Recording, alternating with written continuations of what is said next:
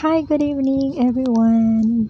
Ito lang po ang share ko sa inyo ngayon for today's video. Ito po ang fried tofu na nilagyan ko po ng oyster sauce. Ayan, ito po ay finish na. Ayan, nasa dish na po. Ayan siya guys. So yummy ng aking niluto na ito guys. Ayan, pakita ko po sa inyo kung paano ko po yan niluto. Eto na nga siya guys, in-slice ko siya, then niligay ko na dyan sa pan. Ayan, iprito muna po natin hanggang sa mag-brownish na ang kulay niya guys.